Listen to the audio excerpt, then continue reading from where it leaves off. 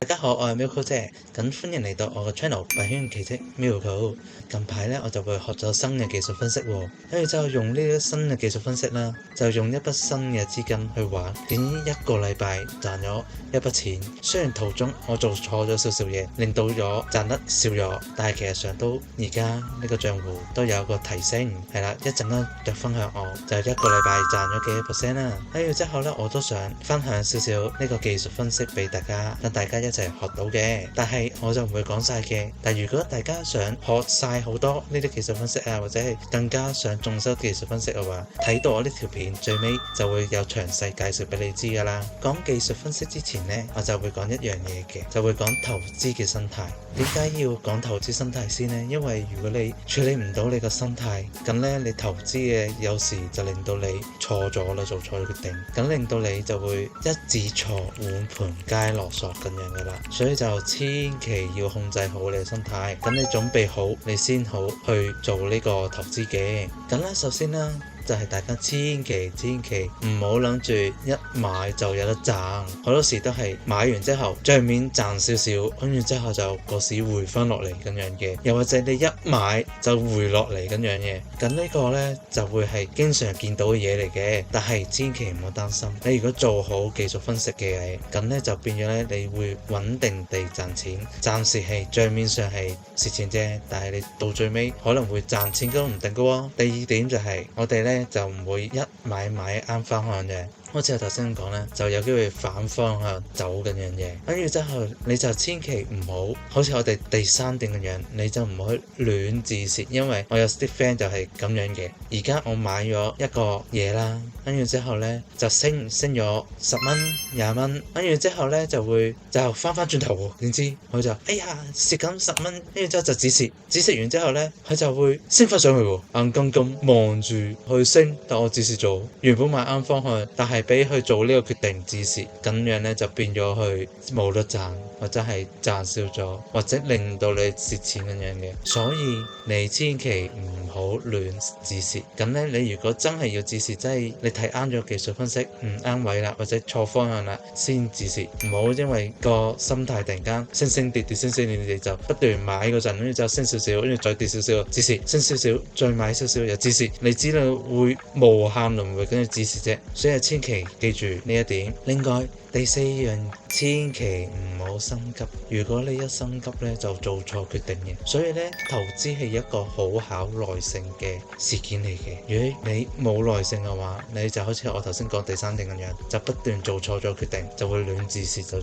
所以就千祈唔好心急，俾少少耐性。可能你要等幾日嘅先會賺錢嗰樣嘢。睇啱咗個市場方向先好買，啱位就放啦。錯咗方向，勇敢地止蝕。同埋第五點，控制你好嘅情緒。如果你唔控制好你嘅情緒呢，就變咗呢，你真係全部嘢呢，就係你係會做錯決定嘅。所以你如果控制好你嘅情緒嘅話，咁呢就見到個位置啱啦，就係止賺；嗰個位錯啦，就勇敢去面對，止蝕咗佢。係啦，所以一定要控制你嘅情緒嘅。咁我開始投資嗰陣就控制唔到情緒，跟住之後呢，原本呢就係買啱方向，跟住之後都止蝕咗，跟住點知呢，就係應該去買嗰個方向錯咗啦，跟住之後呢，我就唔去止蝕喎。就去等，跟住等到因為我呢筆錢差唔多冇晒，嗰陣我先去止蝕，令到我損失咗好大。但係之後呢，慢慢調整咗個心態之後呢，咁你投資呢就會更加好啦。技術分析之前，先學陰陽燭。首先呢，我就會講下陰燭同陽燭嘅點樣分啦。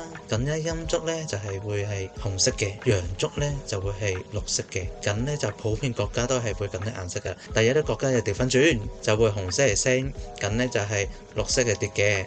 但係我就係中意綠色係升，紅色係跌，咁就方便我睇啦。咁呢，佢有另一個形態，就係呢空心同實心。空心呢就係會係升嘅，實心呢就會係跌嘅。首先呢，你就會睇到呢支陰燭同埋陽燭啦，有條線喺上邊，或者係有條線喺下邊喎。咁呢度呢就係代表呢，佢喺呢個盤入邊，你睇緊1小時圖嘅話，就係呢個1小時嘅燭嚟噶啦，就會去最高點去到邊度，最低點又去到邊度嘅。呢個係咁樣睇睇先啦。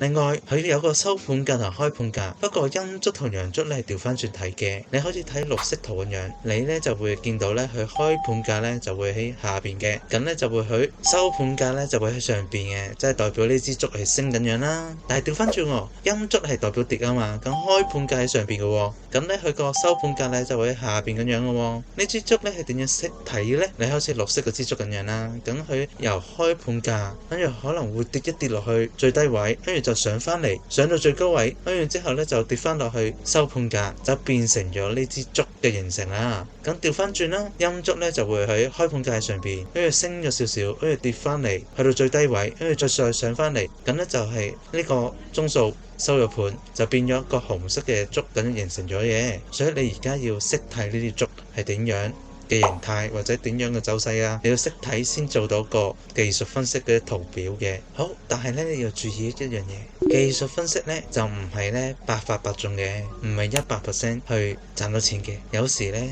你都會係因應個技術分析咧就會係蝕錢嘅。咁你要用翻你經驗或者係用其他嘅技術分析去互補不足。佢呢個技術分析咧只係讓你咧係減低個風險，同埋咧就揾到佢個支撐點同埋阻力位咩價入場咩價離場。咁呢啲位置你要知道嘅，唔係咧就見完張圖點解佢咁樣升嘅，點解係咁樣跌嘅，我又唔明佢點解升點解跌喎。我開頭未學技術分析嗰陣，我就睇住啲 number 上升跌跌上升跌跌，但係點解係咁運作咧，我係唔知嘅。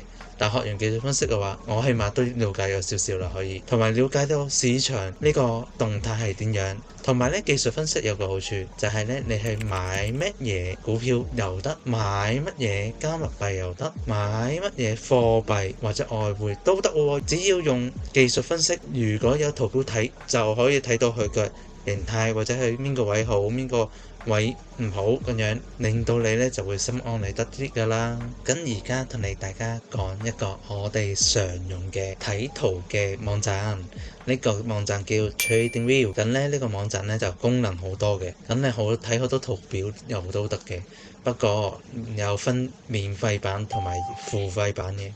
你如果冇俾錢嘅話，有好多功能咧就限制咗。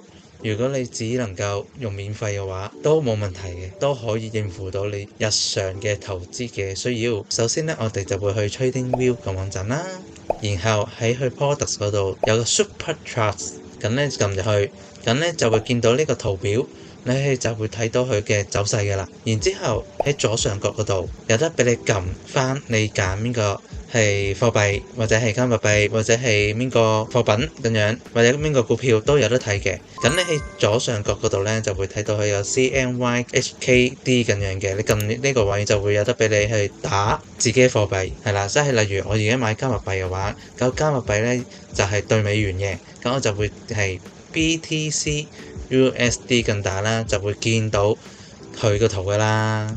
見到呢個加密幣嘅圖之後啦，咁你喺左上角嗰度呢，你會見到呢有個 interval， 咁呢你會睇到你想校你張圖，你係想幾密或者係幾疏去睇，即係例如佢呢度啲支燭呢，可以係每個鐘頭形成嘅，跟住之後嗰一支燭咁樣不斷形成就係全部呢一個鐘嘅嗰啲支燭。但係你話太疏啦呢個位，咁你想密啲嘅，跟住即係你想短啲時間嘅想睇，咁你可以揀5分鐘嘅。你揀完5分鐘嘅話呢，嗰支燭呢就係每5分鐘形成一支咁樣嘅。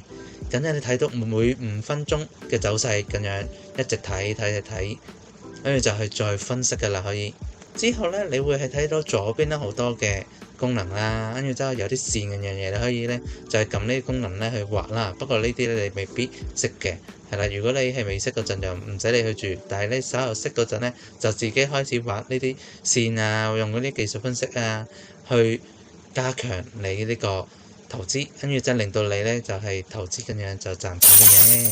一開頭我都係呢個圖點睇㗎？其實佢升升跌跌咁多支燭，完全摸唔着頭腦。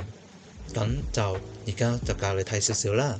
咁呢我就最簡單嗰啲畫線先啦。咁呢我哋會睇到啦，有2個高位嘅，其中一個高位啦就會睇到前面嗰個綠色線上邊嗰條，跟住高位頂住咗落返嚟，跟住即係呢個高位啦，我就條線嗰度咧就係106,278嘅，跟住就落返嚟就去到92,530咁樣啦。跟住之後如果你識技術分析畫呢條線啦，就係會見到佢呢度頂住咗下邊呢個位叫做係支撐位啦，咁上邊嗰個呢叫阻力位啦。咁如果佢跌到9萬幾嗰陣，跟住之後就會翻山上嚟，去到係10,600,000個位嘅。跟住之後你會喺你遇到呢啲情況啊，咁你咪可以係92,000個位置就大概就買完之後就10,600,000嗰陣呢，你就去放咁樣咯，咁你咪賺到錢咁樣咯。呢個係其中一個打橫睇嘅畫線方法啦。不過記住呢，如果佢個點呢跌咗落嚟，掂一次，跟住之後上落嚟再掂多次，如果再上落之後再落返嚟，咁如果有2次、3次或以上嘅話呢，咁呢個呢就好大嘅支撐位，咁令到你更加有信心去買咁樣啦。跟住之後你上到去上邊嗰個位，又有1次、2次、3次，越嚟越多嘅話，都係呢個係好大嘅阻力位，你放心去放都得咁樣嘅。當然啦，你如果買合約就調翻轉啦，見到佢呢個位呢，就可以去賣佢，即係 short 佢啦。跟住之後呢，就係佢一跌呢，你就賺錢咁樣嘅，可以。係，不過呢啲定律呢，就唔係就係一定係呢個位置就喺全年時間都係咁樣行喎，會跌穿或者升穿嘅喎。所以我哋會學其他嘅技術分析去睇下佢幾時會轉勢咁樣啦，或者係你轉咗勢之後，你幾時變買反方向咁買，咁呢就會令到你去賺得多啲錢，同埋保住你啲資金嘅。咁跌穿咗，咁我幾時之後佢跌到幾多時幾錢啊？或者佢升之後升穿咗，我睇到佢升到去幾時先落返嚟啊？定係幾時先買先適合啊？咁而家講啦，你要呢張圖，你上邊畫咗係幾點？第一個條線呢就44,000啦，第二條線呢37,000啦，之後就係31,000，之後就係19,000咁樣嘅。咁假設啦，佢升升跌跌，升升跌跌，跟住之後跌穿咗37,000，跟住下一個位喺邊呢？咁你要睇翻前面嗰啲支撐位，跟住之後就畫條線出嚟。咁原來前面有個支撐位係呢條線嘅，跟住之後呢，就行，跟住之後又過翻嚟，落翻去，跟住再上翻嚟，跟住再跌翻落去19,000個位，跟住就19,000個位就不斷咁樣徘徊，跟住之後就慢慢就上升㗎啦。所以你會見到，你如果係跌到去37,000嗰陣，你之前已經畫咗線嘅話，佢會有31,000嘅話，就有機會跌到31,000，跟住就停一停就上翻嚟嘅。但係如果跌破埋31,000，就會去到邊？你睇翻你之前畫條線啦，跟住之後咧就會你見到咧呢度咧就係例子就19,000嘅樣啦。咁你就會喺19,000個位就睇下佢就係徘唔徘徊，跟住頂唔頂住佢。如果頂得住咧，就會反方向咁樣走噶啦。咁調翻轉啦，你係升到邊個位就係例如19,000咁樣啦，你咪睇翻你3條線，大概就知道佢升到邊個位再跌翻落嚟咁樣噶啦。呢啲就基本嘅打橫畫嘅技術分析啦。不過呢，有時呢就啲人呢中意呢就係畫佢個收市價，有啲人畫佢最高點或者最低點嗰樣嘢。咁就睇下大家你中意邊個啦。兩個方法都有用過嘅。呢個例子咁樣啦，頭先你睇唔到我前面嘅支撐位同阻力位啊嘛，咁呢個位置就我放縮細少少，跟住就係拉翻前面嗰啲支撐位同埋阻力位咁樣，你就睇得到嘅。所以有時呢，你要縮細個圖先睇得到清楚嘅。講完打橫啦，就係講打斜啦。咁有時呢，就係我哋啲圖呢就會去打斜咁樣落，或者打斜咁上嘅。例如而家呢個例子咁樣呢，係打斜落嘅，就係畫翻呢條線之後啦，就一點之後再落，跟住再上。再點一下，跟住再落，跟住之後係會再上翻嚟嘅喎，上翻嚟跟住又碰到第3點，就會有機會落翻去嘅。總之佢唔突破呢個區域嘅話，你就會去要不斷買，不斷買，咁你可以賺到錢嘅喎，可以。所以可以睇翻呢啲打橫嘅線同埋打斜嘅線，咁我叫趨勢線啦。咁呢就去令到自己係會安心，知道佢係跌到幾時，升到幾時，邊個係點賣好咁樣嘅。講完呢啲線之後呢，啲技術分析呢，仲有好多嘅，例如簡單移動平均線啦、價量關係啦、咁 RSI 啦就係相對強弱指數咁樣啦，同埋 NACD 啦、訂單塊啦、例如市場結構啦、失衡區啦，同埋個肥波那契回調嘅，同埋有啲聰明錢啦，係啦，仲有好多唔同嘅技術分析嘅，大家都可以去了解同埋去學習嘅。咁都講下我近排學咗呢個新嘅技術分析嘅，之後再去實踐嘅戰績係點樣啦。咁咧，我喺加密幣市場咧都會有好多唔同嘅單啦。咁有啲咧係賺，有啲蝕啦。咁咧就係通常咧賺多啦，就會蝕少咁樣啦。咁之後咧我就都會有啲係外匯都試下啦，跟住試下點樣啦。咁我就多咗200蚊嘅資金去玩啦。跟住一個禮拜咧都會以元嘅單都有36蚊。咁咧就係手上未完嘅單都有39蚊賺緊嘅。咁我200蚊嘅本，咁我總共都會有70幾啦。而家見到都有30幾%喎，原來。但係當中咧，我唔小心咧就睇錯咗啲嘢，跟住之後咧就變咗咧就係令到蝕咗嘅，咁咧變咗賺少咗嘅。所以如果冇做錯嘢嘅話，基本上咧就會過30%嘅。另外咧，我喺加密幣市場嗰度咧都會有持有呢啲單啦，咁我都未知佢賺定蝕嘅，因為佢自己都係升升跌跌緊嘅。咁如果你想繼續學技術分析可以點呢？咁我哋會而家有個免費嘅課程呢，就係俾 VIP 嘅會員嘅。咁呢就呢個免費嘅課程嘅技術分析呢，就會係 Middle 級嗰邊呢就會負責安排嘅。咁呢就逢星期2、3、6日呢，就晚上9點鐘係9點鐘啊。咁呢就會大概係1個鐘至到個半鐘，睇下當時會多唔多人問嘢啦，或者當時個盤係多唔多嘢講啦，跟住之後就決定個時間嘅。好，咁呢個語言呢，就係你識得聽普通話或者國語呢，就會係嚟得噶啦。咁你如果話唔識聽我點算呢？咁如果第時呢人數夠多嗰陣呢，我就會幫手呢就講呢粵語嘅技術分析課程嘅。所以睇下你如果係識聽就入嚟聽下。咁點樣去做 VIP 會員同埋我哋而家喺個課程講緊啲咩呢？咁呢個課程呢，就係會而家講緊呢，就訂單快啦，同埋市場結構啦，同埋個失衡區啦，同埋肥波拉契回調啦，同埋啲聰明錢啦，同埋實盤嘅分析同教學嘅。仲有好多唔同嘅技術分析未講，不過呢，稍後時間先會由嗰邊嘅導師去分析同埋去講解。咁呢，你點樣去成為 VIP 呢？咁呢，首先呢，註冊呢個去 Unis 嗰度，跟住之後呢，就係入300蚊 USDT 落去，跟住之後你就會變成 VIP，咁呢，就可以一齊嚟上呢個技術分析課程噶啦。註冊嗰條 link 就會喺樓下，咁呢，你就可以撳翻呢條 link 註冊入錢，就可以參加呢個課程噶啦。記住，快啲嚟參加嚟睇，跟住之後就會學習咗呢個技術分析，邊個市場，股票市場又好，加密幣市場又好，外匯市場好，都會令到你有得益，咁令到你賺錢，減輕個風險，保護到你嘅資金。